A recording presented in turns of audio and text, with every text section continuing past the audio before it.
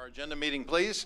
Welcome, everyone. I'm glad to see those of you who are with us for this agenda meeting where we set our agenda for our upcoming meeting on February 21st. The first thing we have on our agenda is a presentation from the University of Arkansas at Little Rock School of Public Affairs on the multifamily study which we commissioned a few months ago. Mr. Moore, you want to introduce our is this Michael Craw? Yes. Michael, how are you? Welcome. Good, good. How are you doing? You are the author of this study, correct? That's right. All right, very good. Go ahead if you would, please. All right. Let me start with talking a little bit about the objectives for this report. If I could have the first slide. Yeah.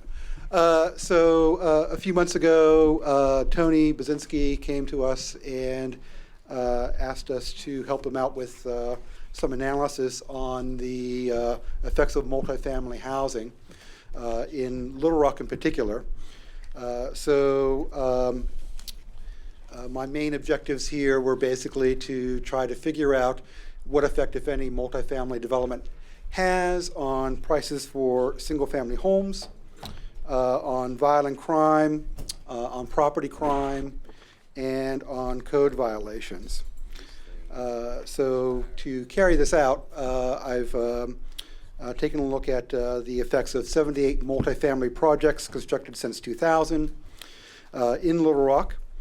And I used data on home sales from 2000 to 2016. That's a total of 46,903 single-family home sales are in the study. I have looked at violent crime incidents from 2000 to 2014, property crime incidents from 2003 to 2014, and then the code violations from 2007 to 2015. When I talk about multifamily housing, that breaks down into several categories. And so in the study, I tried to distinguish between the effects of different kinds of multifamily housing, breaking it down into categories like condominiums, market rate apartments, subsidized apartments, senior and special needs housing, and then other kinds of multifamily housing, which in Little Rock primarily are dormitories. If I could have the next slide. Okay, so in terms of findings, main findings are that most forms of multifamily housing in Little Rock either have no effect or a positive effect on single-family property values. Most forms of multifamily housing similarly have either no effect or have a crime reduction effect on nearby crime within 2,000 feet. I did find a little bit of an effect from large apartment complexes and condominiums on violent crime within 1,000 feet of the development, and then a little bit of effect on property crime from senior and special needs apartments within 1,000 feet. A couple things to note about the way I'm approaching this. One is that the effects here are relative to the neighborhood in which each multifamily unit is located. So we're controlling for the income level and race and ethnicity and education level and other kinds of characteristics of the neighborhoods in which these developments are located. And second, that the effects I'm looking at are net effects. That is, I'm comparing changes in sales prices before and after development. So we're it's a quasi-experimental approach looking at what levels of crime were before, what property values were before, and what they are after the housing was developed. If I could have the next slide. So just to kind of give some background information here about the way scholars usually approach this, if you look at the scholarly literature on multifamily housing, there are three sorts of effects that mostly are of concern to neighborhoods. One are what we call density effects.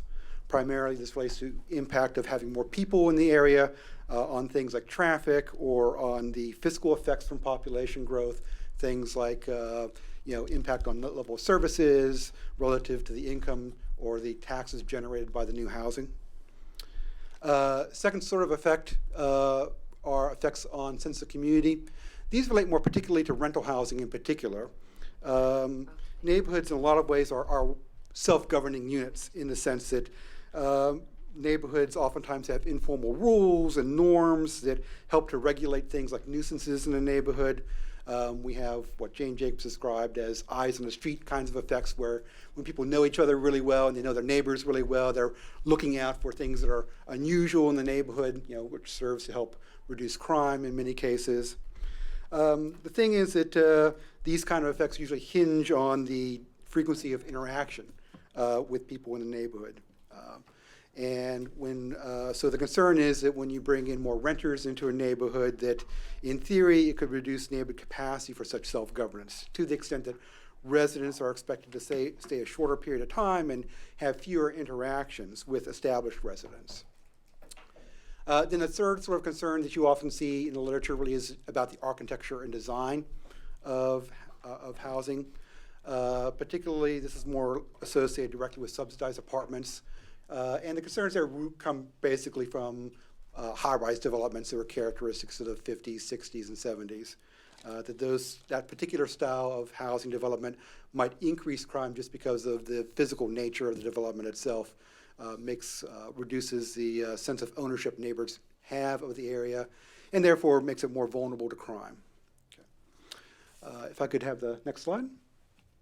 The statistical results in other cities generally find that few, if any, significant effects of subsidized housing on property values. In general, the main explanation here is that when you create subsidized housing, in most cases, there may be an effect on the social characteristics of the neighborhood, but then there's also an effect in terms of upgrading, that the new housing development looks nicer and boosts property values from that perspective. So most studies of subsidized housing find either no effect or a positive effect on property values. The literature is more mixed in terms of the effects on crime. A number of recent studies suggest that there's very little effect from housing development on crime. But there are one or two studies that suggest that there could be an effect increasing crime in some cases. One study in particular suggests that senior and special needs housing may increase crime in some circumstances. The feeling there may be that either this population is more vulnerable to things like property crime, or that in general there's a greater tendency to report crime. And so the crime is happening anyway, but now it's being reported because of the new developments there. Okay. If I could have the next slide. So what I did here in Little Rock, I basically have three sorts of analyses I carry out. One for single-family home sales.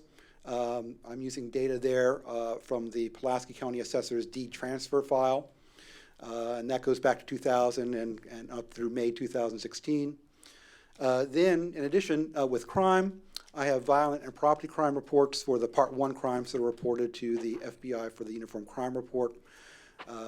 Those include address information, and so myself and a research assistant a couple of years ago took those reports and geocoded them. And so those go from 2000 to 2014 for the violent crime and start at 2003 for the property crime. Then we have the code violation data, which goes back to 2007 and which is provided by the housing and neighborhood programs. For the multifamily housing measures, I identified 78 projects from the planning department's building permits records since 2000. It includes a mix of different kinds of developments, which allows us to distinguish between the effects of different kinds of multifamily. So we've got condominiums, we've got large market rate projects, which I define as those with 5 or more buildings, 16 smaller market rate apartment projects, and then a mix of subsidized and special needs housings, as well as a couple dormitory complexes that have been associated with that. I also want to make note here that I was able to control for the effects of pre-2000 multifamily development using the building outline file provided by the Pulaski Area GIS Consortium. Their files indicate what buildings are multifamily and which ones are some other use. So that's how I approached that. If I could have the next slide. Basic approach here. I'll start here by talking a little bit about what I did with the sales analysis, and the crime analysis follows a similar sort of process. The basic tools we make use in a case like this is called regression analysis. It has the advantage of allowing us to differentiate between the effects of different kinds of factors that might affect things like sales of property. So among other things, I'm able to subtract out the effects of the housing unit itself, what style it is, how big it is, how big the lot size it sits on, those things that affect property values that obviously have an effect we can subtract out fairly easily using a regression analysis approach. In addition, the regression model is a special kind of regression model. We call it difference in differences model. In this sort of approach, what we do is we're able to indicate for each sale that occurs whether it occurred within 1,000 feet or 2,000 feet of an area that at one point will be developed into an apartment complex or that was developed after an apartment complex was already there. So that lets us estimate the effects of being in that particular location where the apartment complex will be or is at. And then we can basically compute a net effect based on that. We can subtract out the tendency or proclivity of a particular area towards crime before the development happens, and then measure the proclivity for crime or average sales prices after the development occurs. We're able, as I said, to differentiate between the different types of multifamily housing. So we distinguish between the condos, apartment complexes, and subsidized and senior housing. And then look at effects at two different distances or neighborhoods around each multifamily complex. One ring dealing with those effects between 0 and 1,000 feet, and another between 1,000 and 2,000 feet. We approach it that way because, of course, we expect that the closer you are to the apartment complex, the larger the effects will tend to be. So we just want to see, in general, if the effects drop off with distance. So we're able to do that in this analysis as well. Next slide. The report detail gives you more detail on the results, but just to kind of go down the main kinds of effects, looking long run, we can generally see that with most forms of multifamily housing, there's either no effect or a positive effect. With condominiums, home sales prices tend to go up an average of 7% after development compared to what they were before development occurred. With small market rate apartments, they tend to increase by about 10% after development compared to where they were before development. And with subsidized apartments, about 17% compared to after development compared to what they were before development. The one thing that's kind of odd was the other multifamily, which are the dormitories primarily.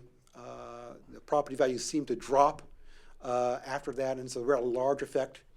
And it's not really clear. There's nothing in the literature that suggests that we ought to see that. So that could be a statistical artifact, or there could be something that's different about dormitories that more negatively affects property values than other forms of multifamily housing.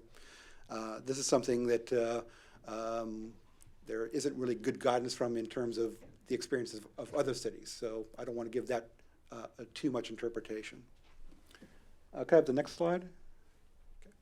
Okay. In terms of net effects on violent crime, the main outcome here of interest is the probability of a crime occurring on a particular parcel of land within 1,000 feet of the development. There were positive effects for this. Being located close to a condominium project tended to increase the probability of a crime occurring within a given year by 0.3% after development compared to before development, and by 0.7% after development compared to before development. We didn't see an effect from other kinds of apartment complexes. Then if I could do the next slide for property crime. Here we saw a crime reduction effect for subsidized apartments.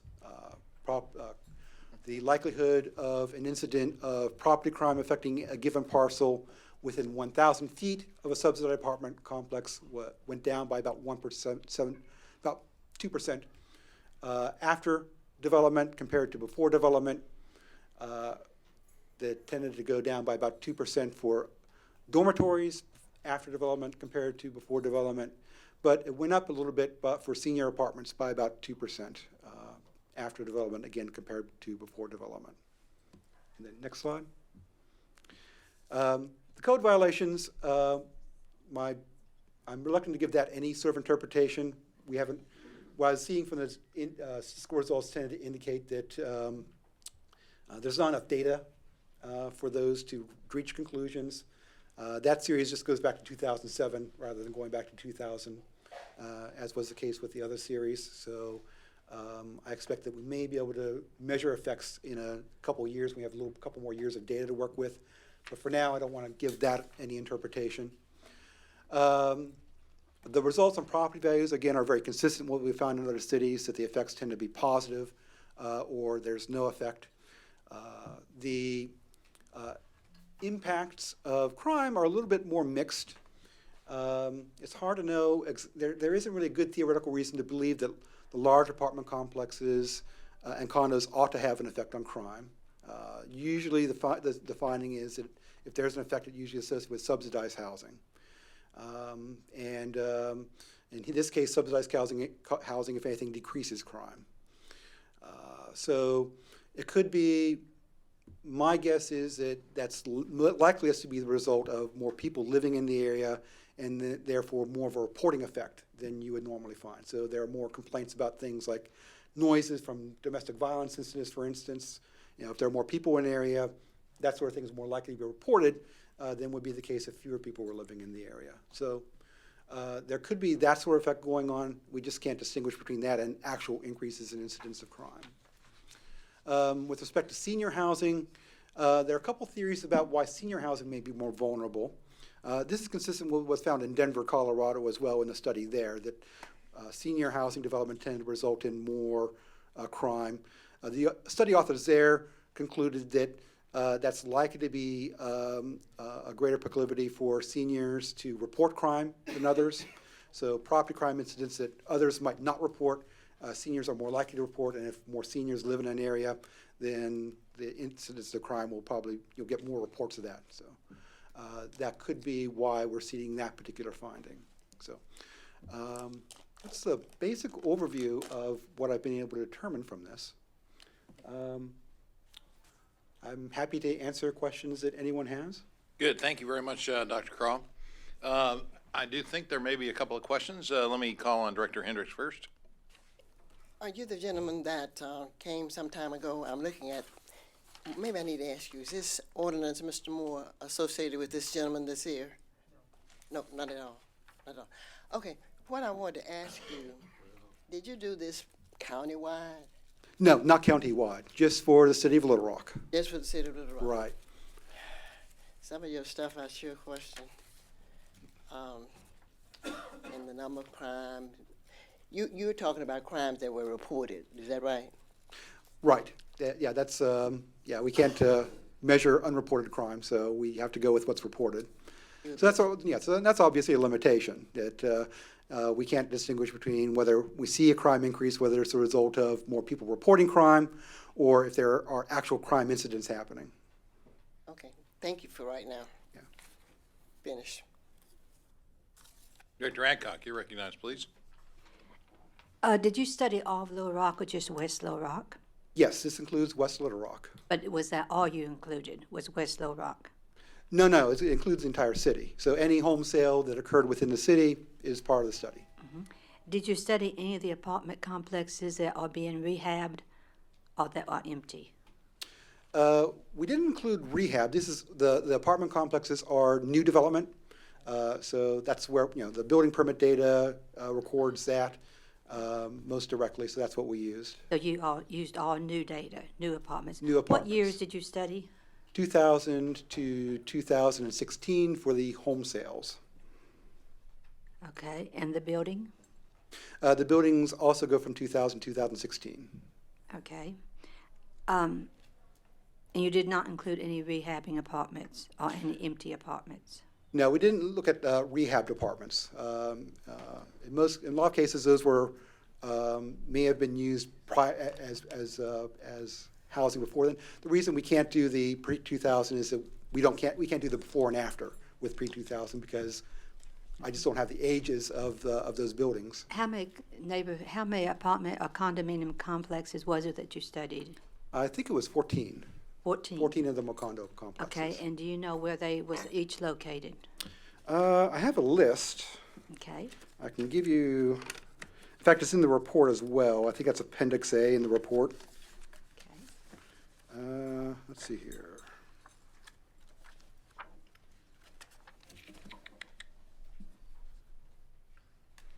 Because I cannot recall, there has been some new apartment and new condominiums downtown Little Rock, but I cannot recall any in the inner city, any in southwest Little Rock, new in the last 17 years. Yeah, if you, on page 52 of the report, I have the, indicated here under project type, which ones are condo complexes, so 220 River Market, 220 Gamble Road, Pinnacle View Cove, I think that's on the west side, isn't it? Stagecoach Village, then River Market Tower, 303rd, those are downtown, obviously. Timber Ridge condominiums, that may be, I'm not sure where that is, but that may be on the west side. And Rainwater Flats, is that, and the Vallon, I think that's on the west side.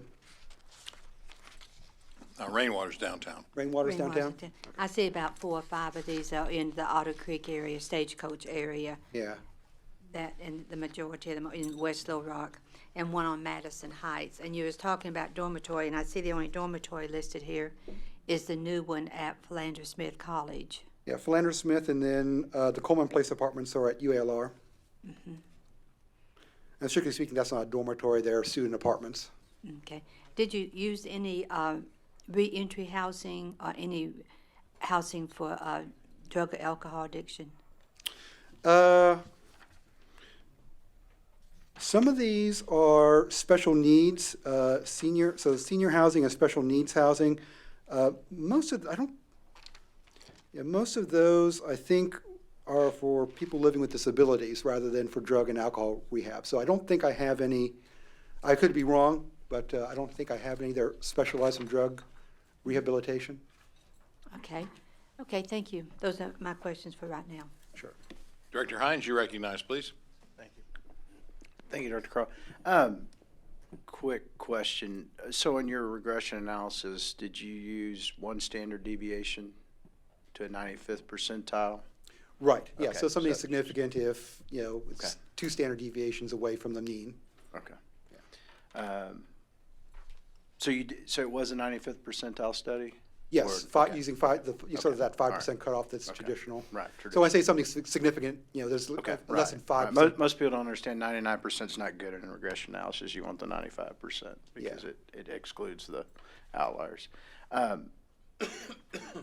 I was curious about when you listed 5 or more buildings, you really didn't get into how many apartments, because I know that you can build very different. You may have 5 or more buildings, but you may have, in some of the newer developments, we're seeing less density in those 5 buildings than you would, say, in an older building that was built in the early 2000s. So how do you differentiate? Because I think you could have more apartments, denser housing as well. So did you take any account into that, or did you just base it on number of buildings versus number of apartments? I just did number of buildings, mostly for expediency. In order to sort of figure out the number of units in each building, I'd have to send a graduate assistant and probably take 6 months to a year to go through all the developments and figure out the number of units in each one. So this is a very rough way of approaching larger and smaller complexes from each other. Okay. And then as far as did you happen to look, because I know what we get a lot of consternation about is a lot of times when we're seeing multifamily development, it's going into single-family residential. Did you take any looks at the probability of crime around a new single-family neighborhood as opposed to a new multifamily development? Yes, this is all relative to what crime was before. Okay, but no, development that's not what I'm asking though, because we've had a lot of new neighborhoods, and it seems to me that if you build, the probability for crime going up when you add new residents to any other, whether in multifamily or in single family, to me, it seems logical that you would see an increase in probability for crime because you're adding new people to an area that didn't have people in it. Right. Well, Do you understand what I'm saying? Oh, yeah. So You know, what- you plop a new multifamily in around existing neighborhoods, but you could also put a new single-family residential, and was there a differentiation between those? And Yeah, I don't think you studied it, but it popped in my mind. If you wanted a baseline, is it the same probability for an increase in crime if you build a new single-family neighborhood versus multifamily? yeah, this is, if I'm understanding the question, we're looking primarily here at spillover, so not crime on the site itself, but rather incidents of crime on parcels outside of this area, within 1,000 feet, but not in it. Right, right. Does that, Yeah, that's correct, but I'm also, because we're strictly looking at multifamily, if you put a new single-family neighborhood next to existing, do you see the same probability for increase in crime within 1,000 feet? yeah, we haven't been able to measure that, but it's controlled for in this particular study because we're able to control for the effects of being located within a particular neighborhood. So one feature of the study is what we call, it's a fixed effects model, meaning that we control for the particular neighborhood, in this case measured by the census block group in which it's located, and the effects that would have on property So values. say that again, it was the moral, say that term again you The used. fixed effects? Fixed Fixed effects. effects. Right, so, yeah. So, in other words, what the fixed effects component does is it captures and controls for the particular characteristics of the neighborhood in which the development occurs. Okay. And then something I thought was kind of interesting in your executive summary, that the first 3 bullet points were essentially that multifamily housing, whether it was market rate, subsidized, or smaller or larger, had a positive effect on, either no effect or positive effect on property values. But then in the next 3 things, you talk about how it increases the probability for crime. So for me, you tend not to see increased property values where you have an increase for the probability of crime. Right. And that didn't seem to jive with what seems logical. And I know you're dealing with, Yeah. and that's what I think this is, you're dealing with probabilities based on regression analysis. So when we're talking about the probability for increase, we're talking about less than 1% probability that it would increase crime, right? Right. Okay, all right. Yeah, and we're mostly talking here about, I agree with you, and that struck me as being unusual as well. It's not what you would normally expect. Which again leads me to think that the crime effect probably is a result of more reporting than actual incidents of crime. But there's nothing, very little of the actual scholarly literature examines anything other than subsidized housing. So Right. we can't really compare it to what other cities have experienced because no other study has done this before. Okay. So I'm kind of interested to see if other scholars out there will sort of take the approach I've taken here and replicate it in other cities to see if non-subsidized housing has these kind of effects as well. Okay, super. Thank you. That's all the question I have. Director Hendricks.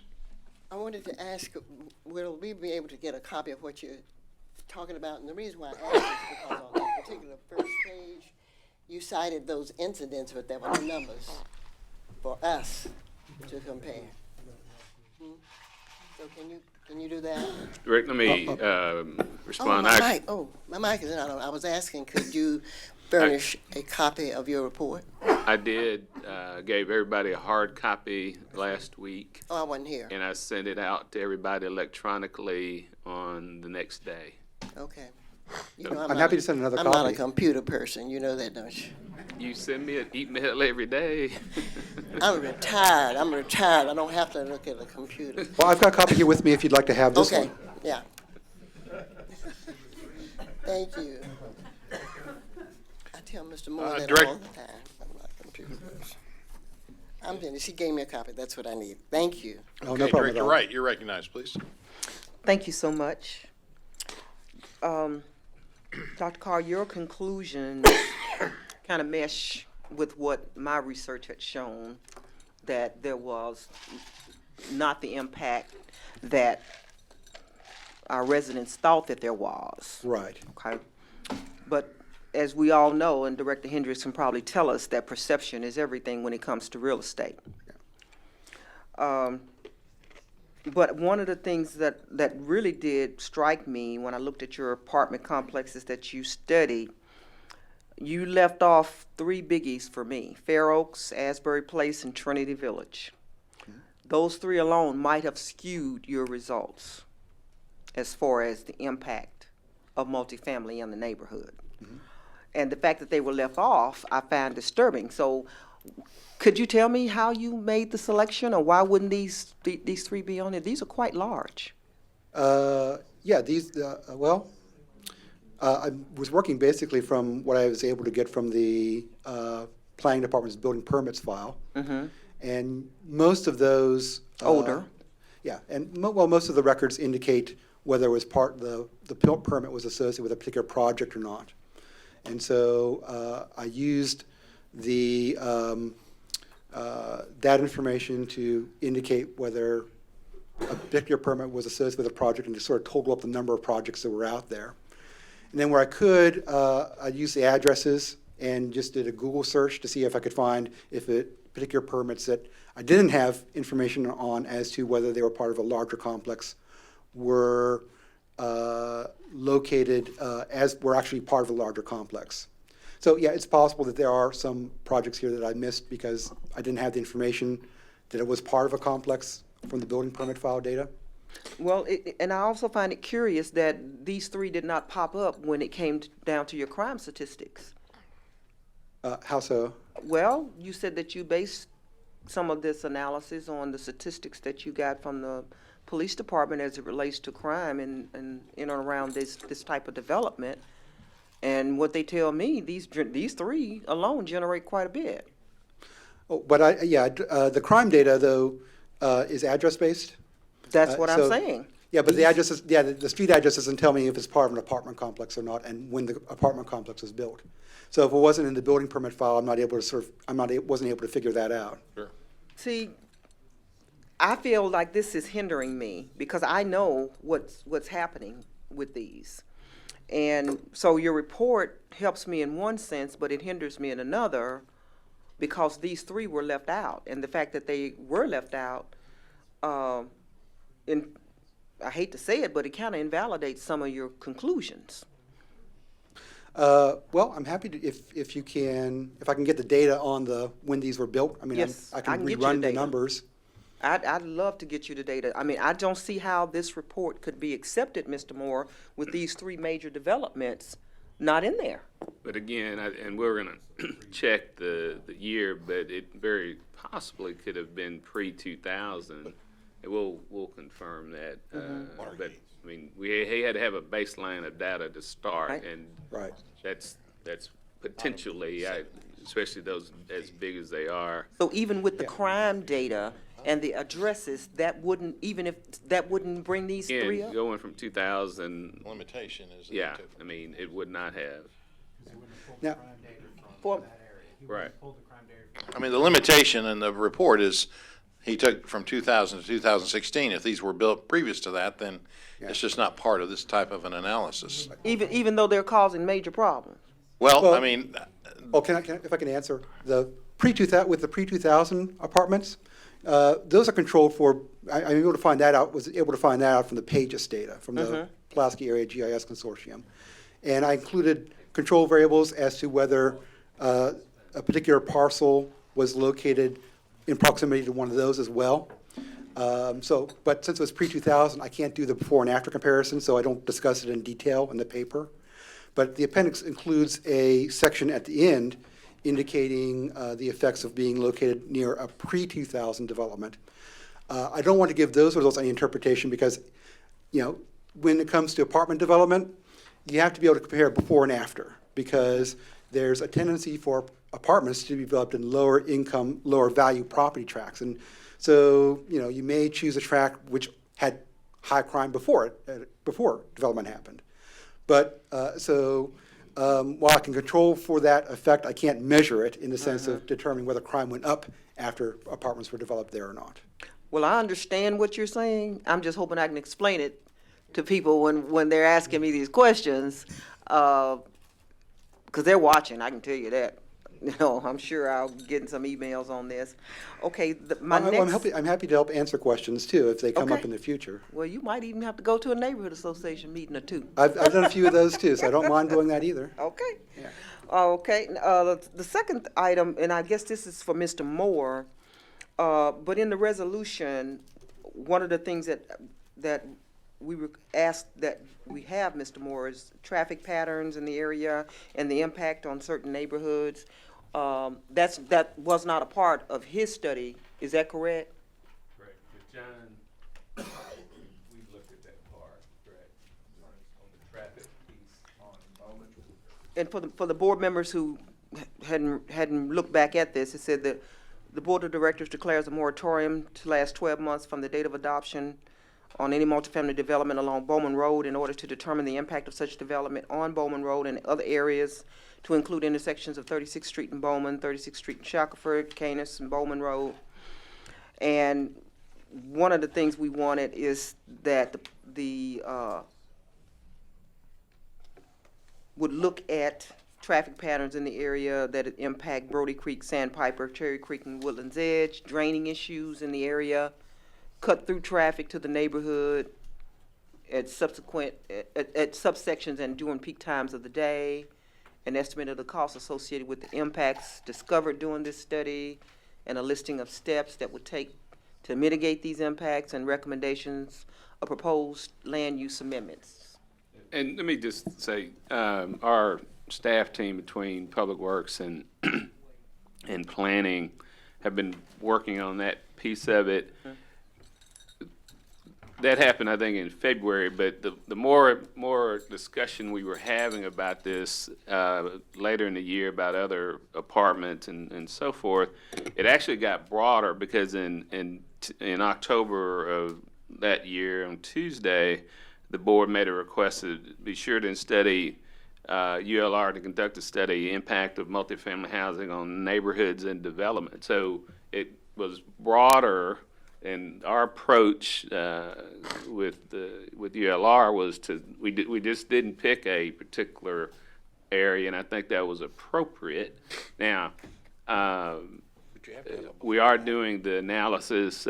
John and Tony and his team have been doing that, and that'll be coming forward. But that's In compliance with this. But that's different from the resolution, correct? Whoa, wait. No, I mean this report is different from that resolution. That's as my far- question. Yeah. So this is still ongoing. Correct, but now Tom is, I know the expiration is coming up. That's why I'm I asking. understand, and that's something that Tom, we've talked about a little bit today, as far as what that means. And I'll let him, talk about that. You want to weigh in, Mr. Carter? I think I'm. Well, Director Wright, the general point is one that I've made before, that generally the courts will look upon a moratorium as to whether it's a potential taking of property or the ability to develop property. The time period we picked, 1 year, among other things, had been agreed upon by the developers in this particular area. If they agree to another extension, I don't think that will present a problem, but if they do not, then to extend it because we haven't completed our work is going to be very hard to defend, and we may end up having to pay them. Well, I wasn't asking to extend it. I'm asking for the report that I asked for. Yeah. So, I mean, they should not have to have it extended because we have not completed our work. That's not on them. I wasn't asking that. I was asking, when can we expect this report? And I guess Mr. Moore's getting an answer to that. That I can't tell you.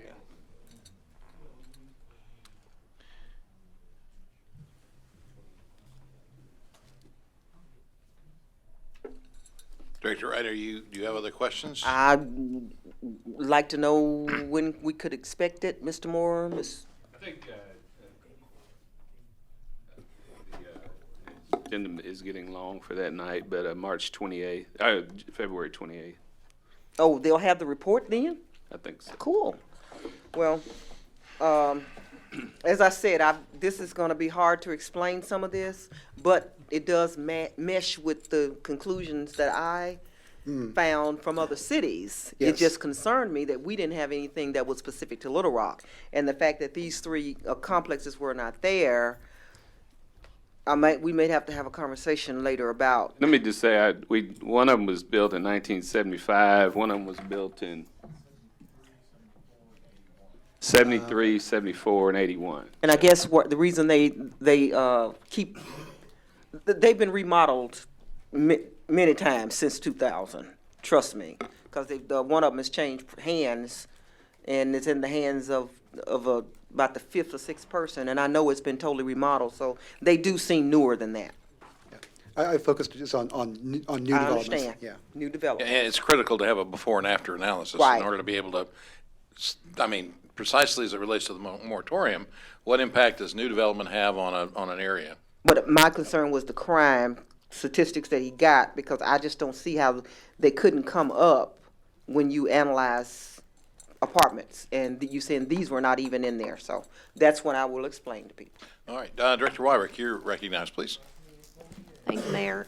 Doris kind of homed in on some things that I was thinking, that one of the things that people are concerned about is as the apartments get older, then they create more problems, and your study actually did not delve into that. But we've got one that you can watch coming forward on West Baseline Road, where we had an apartment complex and it's being redeveloped, and there was a lot of issues in the area. But that is what a lot of our neighborhoods are concerned about, is the fact that, yeah, they're brand spanking new and everything's, working well, good property management, and then on down the road, they decline. So Doris kind of homed in on that. You talked about senior housing, and I know in Southwest, we've always been really excited if we had an apartment complex that was going to be for seniors, because we felt like they were, what'd you say, Doris? Yeah, stable. And now you're saying that, that those have an impact on the neighborhood. And when you look at the senior housing, were they also subsidized? Could you pick that out of the data that you came up with? Yeah, there weren't, I think most of them were subsidized, but there weren't enough for me to distinguish between the ones that were and those that weren't. Okay, so they could have been subsidized, you just pulled them out of the subsidized and made them the senior, Right, senior yeah. category. Yeah, if it was subsidized in senior, I put it in the senior category. Okay. When you're talking about subsidized, are you saying that the entire complex is subsidized, or are you saying that there's maybe a few apartments? I know early on, to get some financing, I think some of the developers were having to put some subsidized housing, but they were really trying to get market rate Yeah, apartments. If So- it was even partially subsidized, it was like mixed income, then I include that in subsidized as well. So low-income housing Subsidized. tax credit projects, I consider, I put that in subsidized. Okay. So it could have been market rate, but you could have had subsidized as well, but you would put it in subsidized. Right. Okay. I read in the report there was a distinction between, and I think Lance hit home on it a little bit, that there was a variation between large building apartments as opposed to maybe multiple buildings on a site. Can you talk about that just a little bit? About the differences in those effects? Yes. Yeah, I think with the only major difference that stood out again was that violent crime effect. And as I mentioned, I'm not sure quite how to interpret that, because it doesn't really make a lot of sense to me that it would have that sort of an effect. But beyond that, I don't think I saw anything that stood out to me in terms of big differences in their effects that they had. But again, I want to emphasize, as Director Hines pointed out, it's a very rough and ready sort of way Yeah. of breaking it up. Okay. All right. Thank you very much. Yeah. Director Adcock, you're recognized, please. Was all of your studies done on data, or did you do any surveys of people, communities, or was it all data? This is all data. This is all sort of raw data. Yeah, and actually, I gathered this data for another project, so I could do this without a lot of the additional expense I've been working in general on a agenda of trying to understand how neighborhood associations and homeowner associations affect property values and crime in Little Rock. So for that, I already had a lot of the data in place already, and so I took advantage of the fact that I had that to do I would like this. to see that study. Oh, absolutely. It's one's coming out in Public Administration Review this month, I believe. I'll be happy to send you a copy. I would love to have a copy of that because I am a firm believer in neighborhood associations Yeah. and the part they play in their communities. Well, with that one, I found an interesting result. It's that the neighborhood associations have about as big an effect as the homeowner associations on property values in terms of improving them, which you don't usually, the assumption is that property owner associations, do things for the neighborhood, provide services, but the neighborhood associations do something similar in the way they're sort of able to organize collective action and get people mobilized to improve the neighborhood. And it turns out, at least in Little Rock, from what I can tell, there's a positive effect on property values that is close to that of property owner associations. Okay. What area did you survey for that? That, again, uses property sales data from 2000 through 2016. Okay, in all And areas it's all of Little Rock? the entire city of Little Rock. Okay. Right. All 186 neighborhood associations? Yes. Okay, that would be a very good report to read too, please. Yeah, absolutely. I actually did a survey of those associations a couple years ago, so incorporate some of that data in that project as well. Great. Yeah. I look forward to seeing that one too. I'll Thank you. be sure to send it on to Tony, and he can send it on to you all. Thank you. Very good, thank you. Director Fortson, you're recognized. Dr. Croft, from trying to remember my statistics, a regression analysis and using data, this is really an analysis of a body of mathematical data. Is that correct? Quantitative data, yes. From a standpoint of making policy decisions, can you think of what non-quantitative data we should have at our fingertips and have the benefit of some research into? Well, as you know, whenever we're dealing with quantitative data, we are able to uncover relationships, so we can't always say what's causing those relationships to exist. So you have to have a certain amount of common sense and judgment in interpreting them. In terms of thinking of things like the impact of multifamily housing on crime, for instance, when you get a result like this, you have to start thinking, well, what explanations could explain why that's occurring? The goal in my statistical analysis is to try to minimize the effects of other kind of factors, but there are some factors that are more difficult to control for. So, for instance, I can't tell you whether crime is going up because more people are reporting it or because there's actually more crime going on, and that's a persistent problem with any sort of crime analysis anywhere. Would it be helpful in trying to determine directions if you were able to drill down into smaller bits of data? For example, maybe not so tight as census tracts, but areas, police precincts, to see if a trend is general within an area. Would that kind of data shed any more light on trends? Probably not, because when you get drilled down further, you get access to less data. So the Census Bureau, for instance, reports certain things at the block group level, but not at the block level. So once you start disaggregating even further, your access to data begins to get smaller and smaller. How would you determine if such factors as local versus absentee ownership, on-site versus non-on-site management, presence of security or no security, presence of controlled access or not, how would you put all those factors into building a policy? Well, in principle, you can. Well, in terms of analysis, in principle, if you had those to measure, you could include them. And for purposes of this study, I didn't have access to those kind of measures, so I don't include them. But as with any sort of statistical analysis, what you get is an overall picture. You don't get the variation and the differences between what's specific to one particular complex versus another. So you could argue, for instance, that an apartment complex that adopted community prevention through environmental design kinds of principles would probably be less vulnerable to crime. And not based on this report, but you might speculate that could be the case. And there are other studies out there that tend to show that that's the case with that particular example. If you were asked to list what further research would be recommended in order to begin to develop firm policy, what would you recommend? It depends on the sort of policy we're talking about. Do you have a particular aspect you have in mind? policy is to, in line with what Director Wright has mentioned, and that is those constraints we might want to put on development of multifamily, those requirements, those factors that we would say would be our litmus test as to whether we would approve a new multifamily application or not. Those as many guidelines as possible to get away from the emotional, we like it or we don't like it type decision. Right.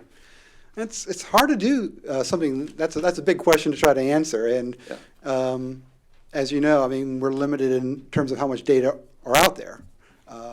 You know, the more details we have about particular complexes or particular kind of factors that might matter, you know, those can, if we can measure them, they can be included. But you know, what I can give you is kind of an overall picture, and the overall picture suggests that, well, looking in aggregate, we don't really see an effect. Now, that doesn't mean that there isn't an effect for certain kinds of complexes, and we just aren't seeing it here. And it's an interesting question to think about just from a scholarly point of view, just sort of thinking about what would we need to do. You know, I could imagine if we had a larger city with more cases and we went back further in time, we might be able to distinguish between the effects of more specific characteristics of complexes. So with this one, I'm limited in terms of, put all the market rate together, for instance, into just these two categories, because if I do fewer categories, then I can't really say a whole lot about market rate in general. Likewise, it'd be possible to take, I think it was suggested that we break up senior housing into subsidized and non-subsidized. Now, I wanted to do that, but when I do that, I get a group with maybe 2 that are non-subsidized and 6 that are subsidized, and I can't really draw inferences at that level. So to some extent, I get what you're saying, but we're limited by what data we have available, and so I can give you this overall picture, but I can't really give you a lot of guidance about how to drill down. All right, thank you. Vice Mayor Webb, you're recognized, please. Thank you, Mr. Mayor.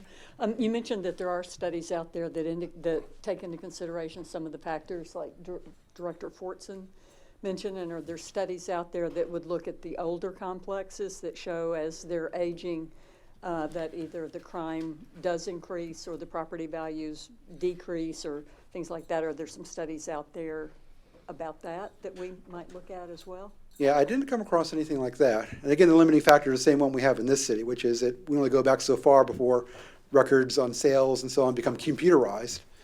And the barrier that we're facing here is the same barrier that other cities face in doing this kind of analysis, I believe.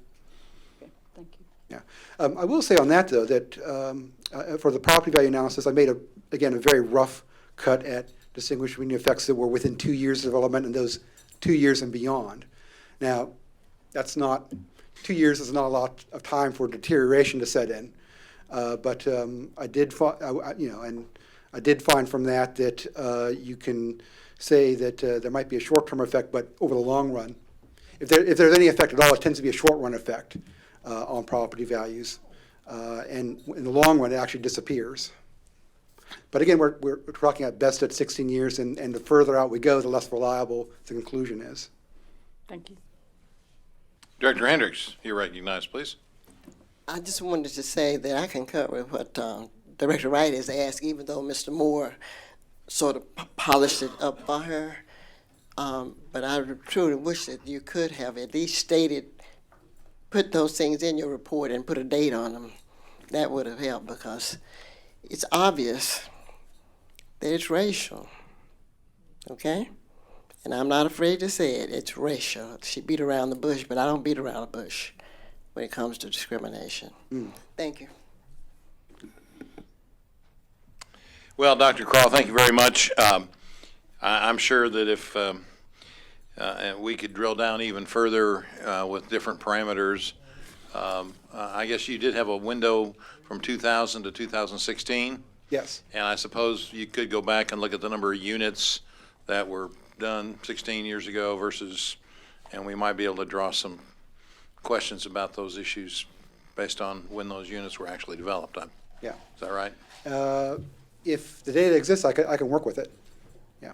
Okay. Well, thank you very much. Very helpful. Yeah. If anyone, again, you're welcome. Please And feel free to that get in other touch with report, me. I guess, on neighborhoods, you'll provide to us, and I'll go ahead and I send it think out. many of the board members would be interested in seeing that. Fantastic. Thank you very much. All right. Director Wright? Since you said that, what would it take to go back and analyze these? If the building permit data is there and computerized before 2000, I could go ahead and put that in. But, I think if we're going back in the 70s, I mean, and then, there are apartments, I'm sure, that go back to the 60s and 50s and even further. And I'm not sure that would change the results. Yeah. These have just been remodeled and updated so much over the years, they just don't appear to be that old. Okay, I understand that. I mean, because that might not be computerized. Yeah, Anyway, thank you. sure. Anything else I can help with? Thank you very much. You're welcome. Okay, we can, just a note, board members will have a retirement recognition on the 21st. And we can move now on to the consent agenda, items 1 through 7. Let me ask if there's any questions or any presentations you wish on those items. Director Adcock. Mr. Moore, I would like some information on item 5, please. And I would like to request that they be before the board next week and make a presentation on this. Yes, ma'am, and they also are scheduled to come on the 28th for an update too. But this is an allocation, as the board knows. We are allocating dollars for the various projects in the 3/8 cent. I think this will allow them to begin the second round of purchasing. Out of the $22 million that they was to get out of the tax, how much have they already received? I'm going to say about 8 million. Is that about right?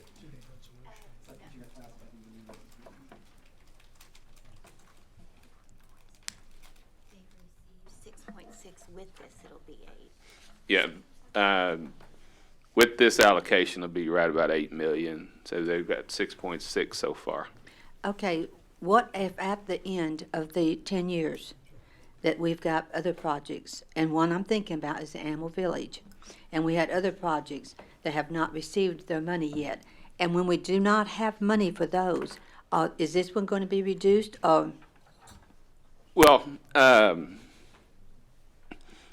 over the past, I think since 2012, after our allocations started coming in and we weren't getting that 2% growth, I've talked to the board a lot about the fact that we might have to come back and look at some type of reduction. And when I said that, I was proposing that, we would take all the projects that have been completed off the list, and, whatever's left, that there would be a sort of a percentage cut across the board, so everyone would be equally impacted. Now, you haven't heard me say that for a while, because in 13 and 14, or 14 and 15, we were doing good. Now we're still behind, because remember that 2% was compounded,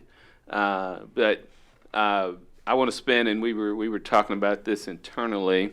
We're going to talk about it this week too at our retreat. That there is going to come a point where the board will have to make a decision on what that looks like. And so I'm not ready yet. 2016 is off to a fairly good start, but there's a lot of unknowns. Now, obviously, if the things work out with Amazon and the other taxes from the state standpoint, that's going to be an improvement. So I promise you, I'm not going to wait to 2020 to come back and say, oh, by the way, we need to make these reductions. Well, I'm concerned that the tech part is taking their money out all along. Well, actually, I have, on the economic development portion, because they were, they're the biggest out of 22 million. We took the economic development portion, which included the port and the tech park and the economic development piece. So we've sort of, we decreased their pro rata share so we could be sure to make our other projects and make sure that they're getting the exact money that they need. So they were informed of that. They understand that if we have to make reductions, they'll be impacted too. Okay, so you're keeping a watch on that they do not draw out all their 22 million, and we're left with other areas Oh, that believe me, receive if none? they couldn't, I mean, they're in at 8 right now, and if they wanted another 5, I couldn't do it. I mean, just from a cash flow standpoint. So, yeah, I'm pretty confident. I've said to them that we're reduced your pro rata share at this point. Now the goal would be things get better and everybody gets their amounts. Okay, thank you. Director Hendricks, you're recognized, please. The same resolution 5, Mr. Moore, would you know the sites, these phase 2 of properties, would you know those? Sure, we'll get those for you, those details. But you don't have them right now? I don't. I believe they're still negotiating. On the properties? But do you know what those properties are? I don't. Okay. That's it. Director Hines, you're recognized, please. Bruce, on the Resolution 6 for the study and stormwater map data, so what's that for? Or are we getting a grant? I'm just curious whenever we have such stormwater issues in certain areas of our city, what's this going to be for? Sure, we are getting a grant. Let me ask John to come forward and explain the details.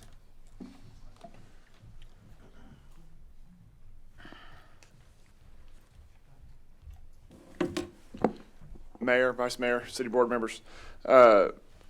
Director Hines, this is a grant match where Pages is matching our money that we're putting into it. It's helping develop or further develop the stormwater mapping that the city has going on throughout the city. So it's existing stormwater infrastructure that we have in place. Okay, so it's in the ground, stormwater Yes, this is drains. existing stuff Okay, that okay, we're all actually right. putting into those map layers where we can pull it up and the public can pull it up and use it and see what it is. Okay, and how so it it'll functions. help us determine when we do have a problem and for future planning as well. Yes, it helps both with the planning, engineering, and that kind of stuff in the future. Thank you, John. You're Appreciate it. welcome. Okay, planning and development items and our separate items. If you look at that list there, is there anyone that has any questions on those items? Scott, you might let us look at those structures to be condemned on item 9, please. While we're doing those, we got a memo in October. We had 2 properties, 2521 South Wolf Street and 2201 South Denison Street, that was on our list. One would remember Miss Two Rivers was the South Wolf Street. And I can't remember the gentleman's on South Denison, but neither one of those have done anything at this point. No contact, no information. So it's my intent to notify those owners that we be bringing those locations back after proper notice.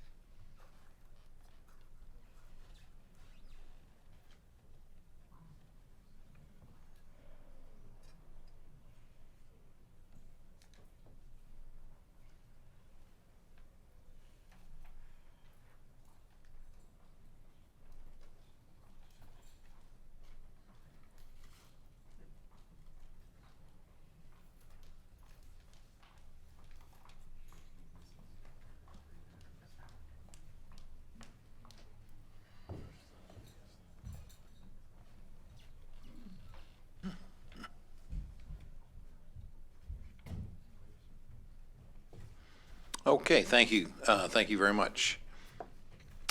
Let's see.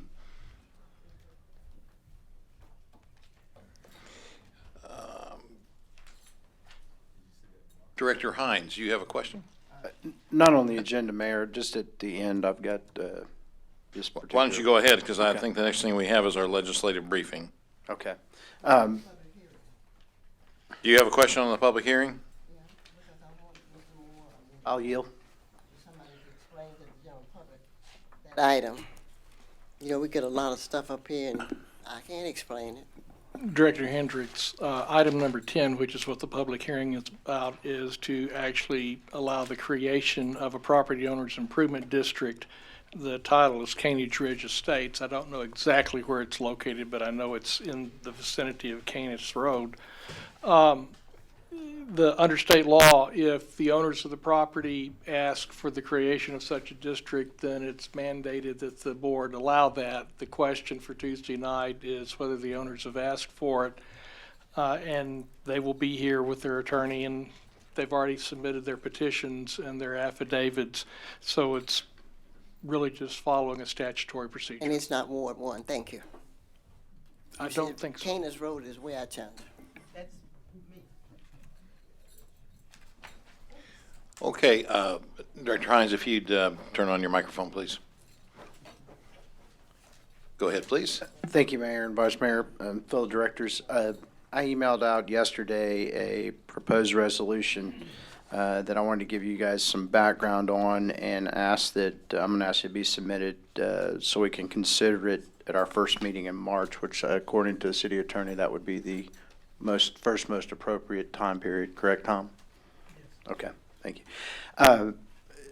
Over the last several months, we've had discussions concerning conditional use permits with properties for neighborhoods in our extraterritorial jurisdiction. As I told you, I planned on having ask our Little Rock wastewater utility to provide us with some info so we can have a board level discussion on the issue of potentially, with the pre-annexation agreement and some other requirements, extending services to our extraterritorial jurisdiction. Bruce and I had a meeting with the state legislator last week. He has a proposed state statute that would require municipalities to extend services to their ETJ. This is one of the things. There's also another legislator that's proposing out of, I think, the Hot Springs area, further restricting our extraterritorial jurisdiction from 3 miles to 1.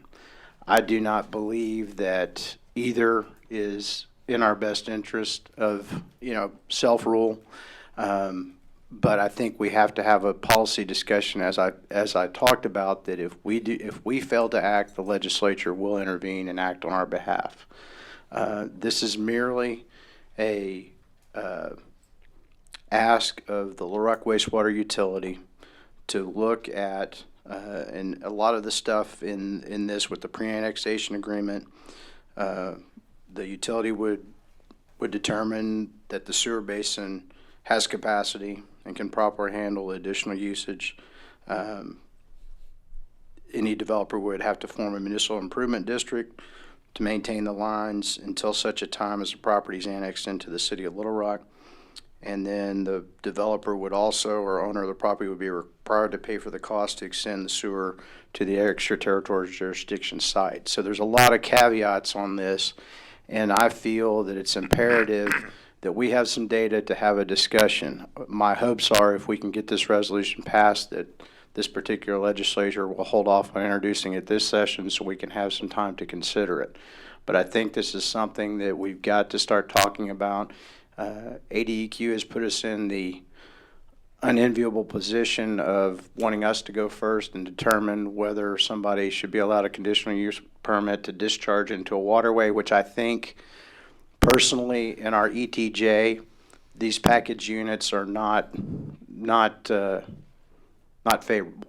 I think if it's in our ETJ, but we're at that crux in the road, especially out in Ward 5, and having some just cursory discussions with Director Wyrick, we are the acreage of developable property for single-family residential is at a minimum, and that's why we're going to continue to see pressure in these extraterritorial jurisdiction areas. So it's a question of public health, and as we've seen many times at the state legislature, we have had legislation specifically in a roundabout way targeting Little Rock and some of our policies and procedures. I think that this is just an ask to give us data from our wastewater utility based on the stipulations in this that mirror some of the details in the state legislators' statute, that we should at least have them look at it, study us, and give us their professional opinion so we can have a high-level board discussion. And we may, at the end of the day, decide not to do it, but if we fail to give it serious consideration, I think the folks at the legislature may do it for us. So I feel free for any of you to add any language or suggestions to it over the next couple weeks before we do it in March. All right, thank you, Director Hines. Director Anders, do you have a comment on that or something else? I just want the same thing, and I have something to pass out too. But I did call Lance to find out what kind of costs are we talking about. So I think that he's cleared that up as far as the state legislature, because I don't want to put any more on Bruce than he can bear. Okay, very good. Director Adcock.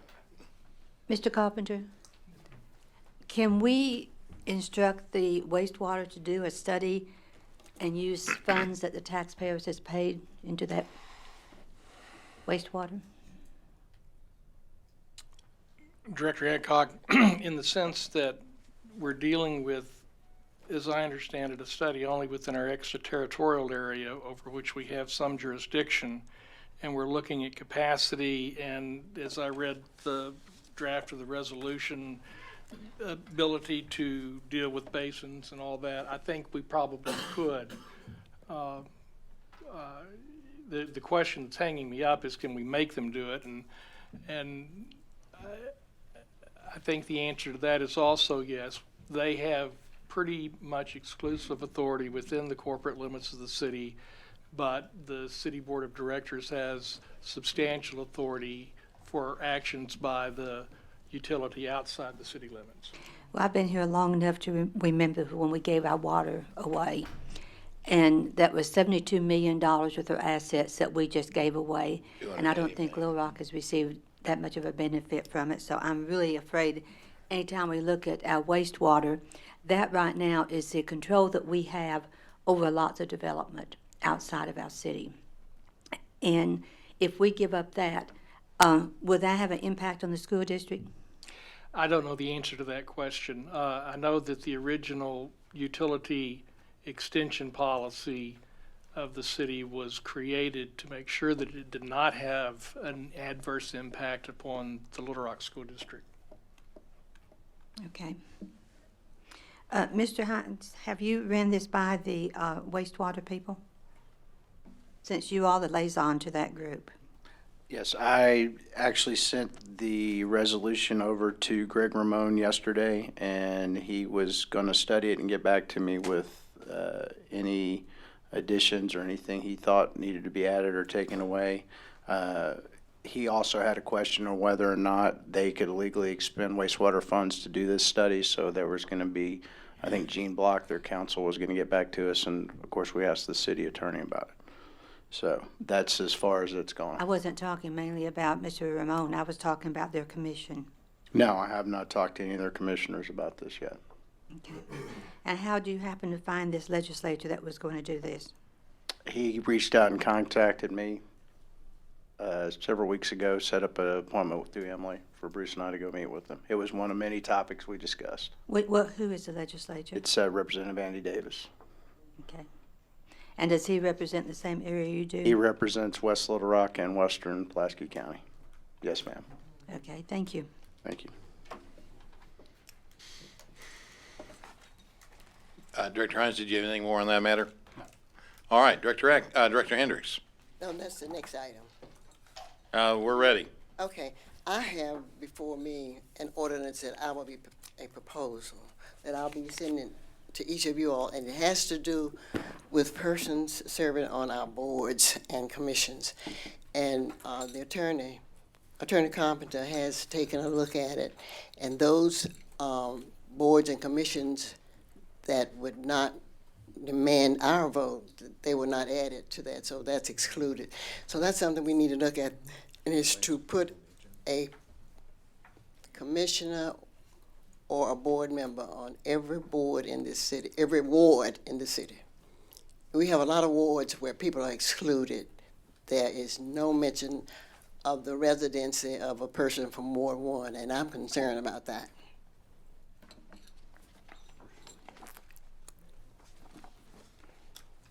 We're short a copy. Did you get, they're coming.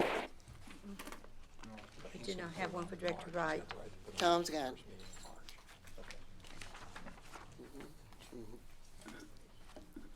Did you get one?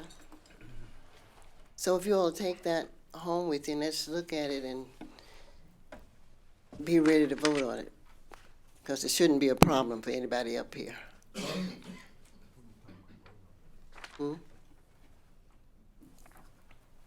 And again, that's where each ward, every ward, not just one ward, but all 7 wards should have somebody represented on the boards and commissions, because we have very few boards without 7 persons. Some of these boards and commissions, they're just loaded up with 3 and 4 people from one ward, and I think that's unfair. You know, very often we advertise. In fact, we're going to be re-advertising some positions where we did not have people from the wards that submitted names, and so with I'll be happy to look at this, and I'm sure everybody else will. But one of the observations I'll make is that we advertise these positions, and oftentimes where we do have boards that designate individuals from certain types of, or from certain different wards, nobody ever applies, and so we have to try and figure out how to make it an operational board. That'll make it work. All right, well, we'll take a look at it. Thank Yeah. you very much, Director Hendricks. Director Wright, you're recognized, please. If I may clarify, this is the first meeting in March that this will be on. Mayor, I would like to add something to that. I don't have any objection to what Director Hendricks is proposing, but I am concerned about the protocol or policy that our boards operate by. I asked a question, and you said that we didn't have anything written. So as a new board member to one of new citizen assigned to our boards and commissions comes on, there are no guidelines for how they are to operate or how that board is to communicate within the policy structure that we have here in the city. They just all do something different. Well, Am I being clear? I don't, maybe Mr. Moore can assist with that, but some of these boards and commissions work under various staff representatives of the city manager's office. Some work under, I've tasked a couple of Phyllis Dickerson and Brian Griffith on a couple of boards just to ease the staffing challenges that there are, because each one of these meets on a monthly basis. And so I think there's a process there. So, Mr. Moore, do you want to elaborate relative to Sure. the staffing that we have on these boards and commissions? Sure, just about every of our major boards and commissions, has a department and has a staff person that is responsible for coordinating. I'll give you the Civil Service Commission. Mr. Nunley just was appointed last week, and so that's staffed out of the HR department. So that staff person will coordinate, will contact Mr. Nunley, we'll sit down, go over an orientation, talk about roles and responsibilities. So it's not a formalized document, but when someone gets appointed to the Planning Commission, Tony and his staff sit down with that person, talk about meetings and talk about procedures. And so also when you all make those liaison appointments, and I gave you a memo, that we also give that staff person that memo so they all know. So again, it's not a formal policy in place, but it's something I think we do a pretty good job of. Okay, well, so if you don't have that, then you probably don't have any policy on the mechanism that they are to communicate to us as a board, or to you as a city manager, or to another department head? Sure, Can they most- just send out stuff without it going? Most of the boards and commissions work very closely through their person, their key person, their department director. If I get something from the Historic District Commission, it's come through Brian Minyard and then Tony Bazinski, who's the department director for that area. Can we, but that is not in any formal policy that you would? Not any formal policy, but that's how, I would definitely say that's the practice of most, just about all of our boards and commissions. Okay. All right, thank you. Director Adcock, you're recognized, please. Well, I'd like to see a list of all the different boards and commissions, because sitting here, I thought of the airport, the AMP. AMP, we have 2 representatives on there, so will we be adding 5 more representative on the AMP commission? Director Adcock, this would not apply to AMP for that reason. Okay, how about water? Water, we've got 5 appointments and 4 appointments, so no, it wouldn't apply to water. So anything that we have, what, it would not apply to? It'd have to be at least 7 or more. Section 3 of the ordinance on page 3 says that nothing in the ordinance expands the current number of persons to be appointed to any city or state-created board or commission. Okay, so that eliminates airport and AMP, water, wastewater? I think so. Is the airport still 5? 7. If the airport is 7, so it could apply to the airport. But they're designated seats. One of them has to be a pilot. Well, and that's taken care of here also, where it says that on page 3 again, in section 2B,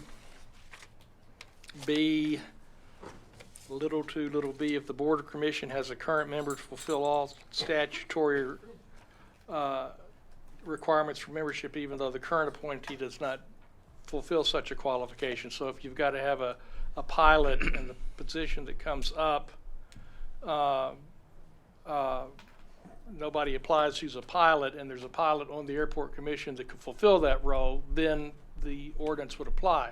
If there is not anybody else on the commission that could fulfill that role, then the ordinance does not apply. What I'm going to do is, just thought about this, is I'm going I to had take another each. question. It's kind of relevant, but go ahead. Okay, go ahead. I'm going to take each of the commissions, each of the designated seats, each of the positions, and show the makeup of the ward representation. I think once we go through that exercise, I think that will be a good baseline for the discussion. Bruce, can you also, is there any capability of indicating, and I don't want to add a lot of burden to the clerk's office, but is there a way for us to determine how many times we've had to re-advertise because we haven't had people apply for designated ward positions? I don't know if that might, but we can. In your review, that might, and I guess there are several boards though where we do have designated seats, so. Another concern of mine was people that we already have on these boards and commissions that have like a 4 or 5 year term. What are we going to do about their terms? Director Adcock, this is set up so that nobody's term would be ended. However, what would happen is to the boards and commissions to which this applies, the board or commission would draw lots from 1 through 7 as to when the next person up would come. If the first person who comes up for reappointment happens to live in the same ward that's up next, they can be reappointed. If not, somebody would be appointed from the ward that comes up next. So the old having 2 terms would not hold? It would not, Okay. no. I would also like to consider putting on here that no member as a liaison can serve as the chair of any of our boards or commission. No board liaison. No board liaison can serve as the chair of that board or commission. Well, I did too, but it hasn't been done, so. Well, I think you ought to clarify. Well, what about the board members who by ordinance are actually Yeah, that's the difference. on yeah. various boards and commissions? We've got some of those as well. And Mr. instance- Moore, I think, I'd like to know what kind of staffing is going to be necessary to keep up with all this as well, because I can tell you that it's a very time-consuming effort right now. And I'm not necessarily opposed to anything. I'm just saying that I can tell that in order to do this and to do it and comply with it, it is going to take some additional staffing.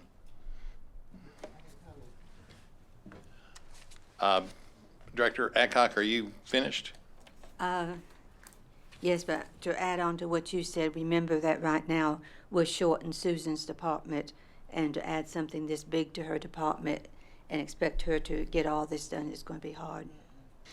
Director Hendricks, okay, you're next, please. What I wanted to say, if you all would read the ordinance, we have no intentions of removing anybody that has a 2-year term. It's left up to the board members. If you don't care that you don't have anybody on that board, I'm not talking to you. But I can guarantee you that Ward 1 will have and has had many persons who were not appointed to boards and commissions. That's what I'm talking about. All this stuff that y'all talking about doesn't even apply to this. The question, Joan, that you asked at first, and Tom cleared it up. That's what we need to do, is take a look at this. If you're not interested, Mr. Mayor, if we come to that position where 2, 3, 4, 5, 6 is not on that commission, I could use a better word, but forget it. They don't care. And we move on to the next. It's not, you're not going to have staff to do that. It's left, my motion is for us as board members. If you're concerned that you have no one on a board or commission, then do something about it. Get somebody here to apply. If you don't want it, forget it.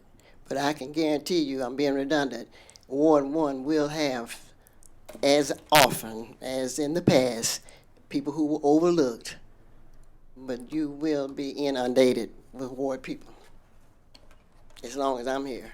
There's probably many people who would dispute some of those conclusions. Okay, Director Hines, you're recognized, please. Bruce, maybe we could just get part of this, just get a breakdown on, like the mayor and said, we've already got a lot of commissions where we have ward designations. Maybe just a breakdown of which commissions don't, and maybe use more of a scalpel on this to see if we can make Director Hendricks happy. I think that, and Director Adcock, it does create an issue because we've got certain boards where I sit on seat with, I think we have, 3 boards where we're actually voting rights as members on those, A&P, Children, Youth, and Families, and there's maybe one other one, the Zoo Board. And I've served as chairman and vice chairman of the CYF Commission. Now, and I've also not served as chairman and vice chair. So are you suggesting, Director Adcock, that the 3 of us or 4 of us that serve on those boards should not be allowed to serve as chair or vice chair of those commissions? Yes,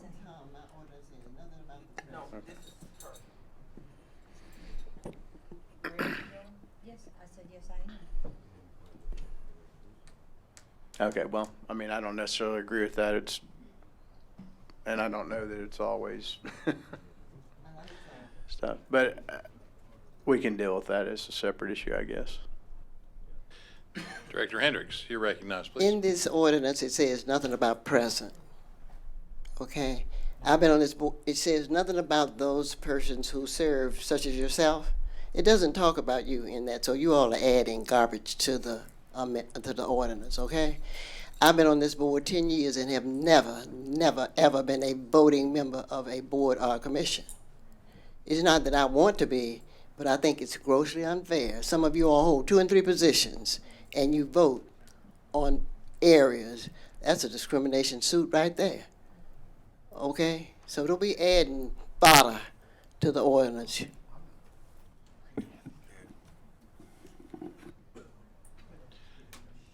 Okay, I think that concludes the business for the agenda.